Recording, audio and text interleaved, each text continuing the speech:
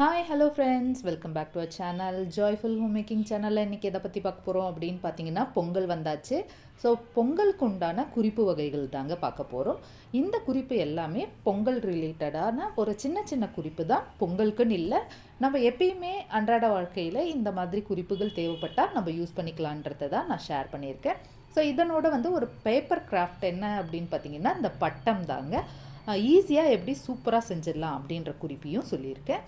அது மட்டும் இல்லாத இதான் நம்மளோட சேனலை ஃபஸ்ட் டைம் பார்க்குறீங்கன்னா சப்ஸ்கிரைப் பண்ணிவிட்டு பக்கத்தில் இருக்க பெல் ஐக்கானையும் கிளிக் பண்ணிக்கோங்க. அதில் ஆல்ரெடி நோட்டிஃபிகேஷனையும் கிளிக் பண்ணிங்கன்னா தான் நம்மளோட சேனலில் போடுற வீடியோ எல்லாமே உடனே தெரிய வரும். வீடியோவை ஸ்கிப் பண்ணாத கடைசி வரைக்கும் பாருங்கள். கண்டிப்பாக இந்த மாதிரி சின்ன சின்ன குறிப்பு கூட உங்களுக்கு பயனுள்ளதாக இருக்கும். குறிப்புகள் 1000 அதில் சில உங்களுடன். இன்றைக்கி பார்க்க போகிற இந்த பொங்கலுக்கு உண்டான குறிப்புகள் எல்லாமே பார்த்துடலாம் வாங்க. ஃபர்ஸ்ட் குறிப்பு என்னன்னு பார்த்தீங்கன்னா, இந்த பூசணிக்காய் வாங்கி வச்சு நம்ம படைப்போம் இல்லைங்களா, இதை வச்சு தாங்க ஒரு குறிப்பு. இந்த பூசணிக்காய் நம்ம மாட்டுப்பொங்கல் அப்பெல்லாம் வச்சு படைப்போம். ஸோ இதை வேஸ்ட் பண்ண தேவையில்ல. இதை பொரியல் செஞ்சு சாப்பிடலாம். அப்படி இல்லைன்னா இதில் அல்வா செஞ்சு சாப்பிட்டாலும் சூப்பராக இருக்குங்க. கண்டிப்பாக இந்த கிராம பக்கம் அப்புறம் எல்லாருமே இந்த பொங்கல் அப்போ என்ன பண்ணுவோம்னா, இந்த பூசணிக்காய் அப்புறம் பார்த்திங்கன்னா சக்கரவள்ளிக்கிழங்கு இது எல்லாமே வச்சு படைக்கிற பழக்கம் இருக்கும். ஸோ இந்த மாதிரி பொரியல் செஞ்சு சாப்பிடும்போது அதில் கொஞ்சமாக வெல்லமும் ஆட் பண்ணி காரமும் அப்புறம் பார்த்திங்கன்னா வெல்லம் எல்லாம் சேர்ந்தாப்புல சூப்பராக இருக்கும். ட்ரை பண்ணி பாருங்கள். அதே பம்கினை வச்சு நம்ம இந்த மாதிரி அல்வா கலர்னாலும் சூப்பராக இருக்குங்க. நல்ல மணமாகவும் இருக்கும். ட்ரை பண்ணுங்கள். அடுத்தது பார்த்திங்கன்னா இந்த சக்கரவள்ளிக்கிழங்கு தாங்க.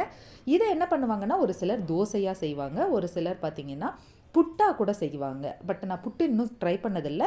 கண்டிப்பாக ட்ரை பண்ணேன்னா அதையும் உங்களுக்கு போஸ்ட் பண்ணுறேன். இதுலேயே வேக வைக்கும் போது லைட்டாக இது ஆல்ரெடி ஸ்வீட்டாக தான் இருக்கும். இதை நம்ம சப்பாத்திக்கு பொரியல் மாதிரி கூட சாப்பிட்லாங்க. அவியலாக செஞ்சு கூட சாப்பிட்டோன்னா சூப்பராக இருக்கும். நல்லா பொடியாக நறுக்கி நம்ம வேக வச்சு தேங்காய் துருவி போட்டு கூட சாப்பிட்டா சூப்பராக இருக்கும். இதையும் ட்ரை பண்ணி பாருங்கள். வெறுமா வேக வச்சு சாப்பிட்டா கூட சூப்பராக இருக்கும். அடுத்ததாக பார்த்திங்கன்னா இந்த பச்சைப்பயிறு உருண்டை தாங்க. மாட்டுப்பொங்கல் அப்போல்லாம் பார்த்திங்கன்னா பச்சைப்பயிறு உருண்டை வச்சு படைக்கிற பழக்கம் எங்கள் பக்கம்லாம் இருக்குது. ஒரு சிலர் வீட்டில் பார்த்திங்கன்னா பொங்கலுக்கு இந்த பச்சைப்பயிறு உருண்டை வடை இதெல்லாம் வச்சு படைப்பாங்க. ஸோ பச்சைப்பயிறு உருண்டை செய்யும் போது இந்த மாவு பொலன்னு ஆயிடுச்சு அப்படின்னிங்கன்னா, கொஞ்சம் வாட்டரியாக ஆயிடுச்சு அப்படின்னா சடனாக நம்மளால் அது என்ன பண்ணுறதுன்னு தெரியாது. வெல்லம் அதிகமாகிடும். அப்போ என்ன பண்ணலாம் அப்படின்னு பார்த்தீங்கன்னா, பொட்டுக்கடலை மாவு ஆட் பண்ணி கூட நீங்கள் இந்த உருண்டையை டக்குன்னு பிடிச்சிடலாம். நல்லாவே வந்துருங்க. கண்டிப்பாக இந்த மாதிரி ஆனால் ட்ரை பண்ணுங்கள். ஒரு சிலருக்கு பார்த்திங்கன்னா மைதா மாவில் போட இஷ்டம் வராது. அவங்க இட்லி மாவில் கூட போடலாங்க. அந்த மாதிரி கூட ட்ரை பண்ணி பாருங்கள். அடுத்ததை பார்த்திங்கன்னா இந்த மஞ்சள் வச்சு தாங்க. கண்டிப்பாக இந்த பொங்கலுக்கு கரும்பு மஞ்சள் இது எல்லாமே வச்சு படைப்போம் இல்லைங்களா. இந்த மஞ்சளை நீங்கள் அப்படியே படைச்ச பிறகு வேஸ்ட் பண்ண தேவையில்ல. இதை கொஞ்சோண்டு துளி எடுத்து வச்சிங்கனாலே, அதாவது தொட்டியில் வச்சிங்கனாலே இது நல்லாவே வளர்ந்துருங்க. இந்த மாதிரி நிறைய கிடைக்கும். அதையும் நம்ம சமையலுக்கு பயன்படுத்தலாம். படைச்ச அந்த மஞ்சளை என்ன பண்ணலாம் அப்படின்னு பார்த்தீங்கன்னா, நல்லா அதை கழுவி வேக வச்சு காய வச்சு நம்ம அரைச்சிட்டோம்னா சமையலுக்கு பயன்படுத்தலாம். அந்த மாதிரி ட்ரை பண்ணுங்கள். வேஸ்ட் பண்ணாதீங்க இந்த மஞ்சளை. அடுத்த குறிப்பு என்னன்னு பார்த்தீங்கன்னா, பொரியல் இல்லை ஏதாவது வணக்கும் போது பார்த்திங்கன்னா அடி பிடிக்கும். அந்த மாதிரி பிடிக்காத இருக்க என்ன பண்ணலாம் அப்படின்னு பார்த்தீங்கன்னா, சட்டுன்னு நம்மளுக்கு வேகவும் செய்யணும், அடியும் பிடிக்கக்கூடாதுன்னா நம்ம போடும்போதே அதாவது வணக்கும் போதே சால்ட் ஆட் பண்ணிக்கிங்க. அப்போ உங்களுக்கு அடி பிடிக்காது. அப்படி இல்லை பொரியல் இந்த மாதிரி செய்கிறீங்க அப்படின்னா ரொம்ப அடி பிடிக்குது அப்படின்னா ஒரு ஐஸ் க்யூபை ஆட் பண்ணி நீங்கள் ஃப்ரை பண்ணும்போது அடி பிடிக்காது. அந்த மாதிரி ட்ரை பண்ணுங்கள். அடுத்ததாக பார்த்தீங்கன்னா இந்த காராமணி பார்த்தீங்கன்னா இப்போல்லாம் 40 rupees 50 rupees கேஜி தாங்க. ரொம்ப சீப்பாக தான் இருக்குது இப்போ பார்த்தீங்கன்னா. ஸோ இந்த மாதிரி 3 kg 100 அந்த மாதிரிலாம் கிடைக்கும் போது இதை நம்ம குருமாவாக வைக்கலாம். அப்படி இல்லைன்னா ஏதாவது உப்புமாவில் அப்படி இல்லை ரைஸ்லலாம் போடலாம். அப்படி இல்லையா இதை நல்லா அலசிட்டு வெறுமா வேக வச்சு உப்பு போட்டு சாப்பிடும் போதே சூப்பராக இருக்குங்க. இப்போ பாருங்கள், நான் வேக வைக்கலான்ட்டு ஒரு 1/2 kg எடுத்திருக்கேன். இதில் சால்ட் போட்டு நீங்கள் வேக வச்சு எடுத்துட்டிங்கன்னா அப்படியே சாப்பிடலாம். இதை உரிக்கவும் வேக வச்ச பிறகு உரிக்க ரொம்பவே ஈஸியாக இருக்குங்க. இது சட்டுன்னு வெந்துடும். ஒரு 3 விசில் விட்டிங்கனாலே நல்லாவே பஞ்சு போல் ஆகிடும். இதுலேயும் அவ்வளோ சத்துக்கள் இருக்குங்க. சீசனில் கிடைக்கும் போது கண்டிப்பாக வாங்கி ட்ரை பண்ணுங்கள். இதை பாருங்கள், அப்படியே அமுக்குனிங்கனாலே அந்த சீடு வெளியே வந்துடும். ஸோ உரிக்கவும் ஈஸியாக இருக்கும். ட்ரை பண்ணுங்கள். அடுத்ததை பார்த்தீங்கன்னா இந்த மரவள்ளி கிழங்குங்க. இந்த கிழங்கு நான் சும்மா இதை எல்லாமே வாங்கும் போது இந்த மரவள்ளி கிழங்கும் இருந்தது. ஸோ இதை சிப்ஸ் போட்டால் சூப்பராக இருக்கும்ன்ட்டு எங்கள் அக்கா சொன்னாங்க. நல்லாவே வந்தது. நான் நிறைய சிப்ஸ் போட்டேன். இதில் ஒரு 3-4 kgக்கு மேலே போட்டேன் அப்படின்னு சொல்லியிருந்தாங்க. ஸோ என்னோடய ஃப்ரெண்ட் இதை கொடுத்து விட்டுருந்தாங்க. சரி நானும் சிப்ஸ் போட்டு பார்க்கலாம் அப்படின்ட்டு தாங்க எடுத்திருந்தேன். இதை வந்து தோலெல்லாம் இந்த மாதிரி நீக்கிட்டோம்னா நம்மளுக்கு ரொம்பவே ஈஸியாக தான் இருக்குது. ஷார்ப்பாக இருக்குது அப்படின்னா, அதாவது அந்த துருவுறது வந்து ஷார்ப்பாக இருக்குன்னா நம்மளுக்கு சட்டுன்னு வேலையாயிடுது. நான் ஃபஸ்ட்டு நினச்சேன் இதை வந்து சிப்ஸ் போட ரொம்ப கஷ்டமாக இருக்கும் அப்படின்னு நினச்சேன். பட் வந்து ஈஸியாக வந்தது. இதில் வந்து என்னால் வந்து நல்லா சிப்ஸ் போட முடியல. ஸோ என்னோடய நெய்பர்கிட்ட வாங்கி தான் நான் அந்த சீவரத்து ஷார்ப்பாக இருந்ததில் போட்டேன். நல்லா ரவுண்டாகவே கடையில் எப்படி போடுவோமோ அதே மாதிரியே வந்ததுங்க. இப்போ பாருங்களேன் எவ்வளோ சூப்பராக ரவுண்டாக வந்துடுச்சு. அதே மாதிரி ஃப்ரை பண்ணும் போதும் கடையில் ஃப்ரை பண்ணி எப்படி இருக்குமோ அதே மாதிரி இருந்தது. நான் வந்து இந்த கிழங்கு ஹார்டாக இருக்குது வராதுன்னு நினச்சேன். பட் சூப்பராக வந்துடுச்சு. ஆயிலில் இப்போ ஃப்ரை பண்ணிடலாம். இதில் வந்து நம்ம வேக வச்சு சாப்பிட்லாங்க. சால்ட்டு போட்டு வேக வச்சுட்டு அதுக்கு வந்து நம்ம வந்து சட்னி ஏதாவது தொட்டு சாப்பிட்டோம்னா கூட சூப்பராக இருக்கும். புதினா சட்னி, கொத்தமல்லி சட்னி, வெளியெல்லாம் பார்த்திங்கன்னா அந்த மாதிரியெல்லாம் கூட அந்த சின்ன பீஸ் கொடுத்துட்டு சட்னி கொடுப்பாங்க. அப்படி இல்லைன்னா கார சட்னி எல்லாம் போட்டு மிக்ஸ் பண்ணி கூட நான் பார்த்துருக்கேன். ஸோ நம்ம அந்த மாதிரிலாம் தேவையில்லை. இந்த மாதிரி எப்போயாவது நிறைய கிடைக்கும் போது சிப்ஸ் நீங்கள் போட்டு ட்ரை பண்ணலாம். அப்படி இல்லைனா வெறுமா வேக வச்சு சாப்பிட்டாலும் ரொம்ப ஸ்ட்ரென்த்துங்க. இந்த மாதிரியும் நீங்கள் ட்ரை பண்ணுங்கள். இப்போ இதில் ஃபுல்லாக பொரித்து எடுத்துகிட்டேன். ஒரு 1 kgக்கு இருந்தது.